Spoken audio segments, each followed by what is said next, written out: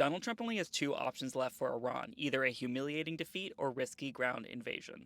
Iran has demonstrated without a doubt that they can hold the entire world economy hostage, and despite their best attempts, we all know the US desperately wants to unblock the Strait of Hormuz.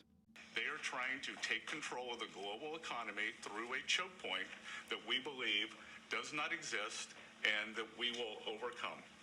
Now, despite what lies Donald Trump or Scott Bessent come up with, we do in fact know the Strait of Hormuz exists, and its blockage impacts not only Americans, but the entire global economy. Now, thanks to Donald Trump's poorly thought out war, Iran has been able to demonstrate not only the resilience of their regime, but the fact that they can control this very important economic lever. And so, in order to unblock it and go back to the situation we had before the war, we would have to give concessions to Iran. And we are getting the first hints that Donald Trump is considering some of these, including removing bases from the Middle East. Let's look at what he said today.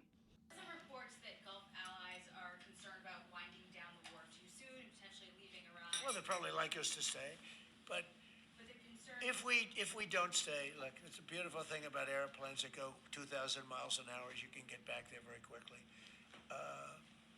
If we don't stay, we're going to be protecting them. We know, they've been very good.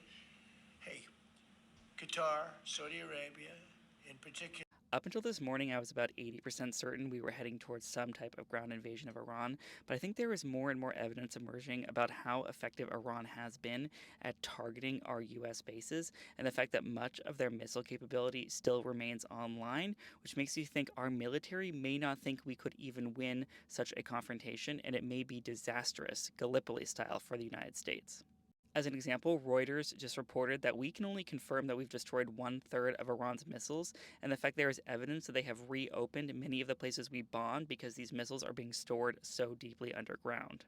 And the New York Times and Washington Post have reported, based on satellite imagery, that most of our U.S. bases in the Middle East are currently not operational and people are being forced to work remotely.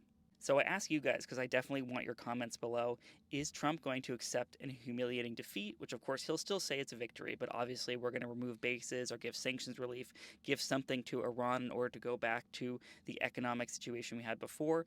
Or is Trump going to potentially risk a ground invasion that we may not even succeed in based on Iran's willingness to fight back? So let me know what you think, because we are trapped in a terrible, terrible situation with no way out thanks to our incompetent president.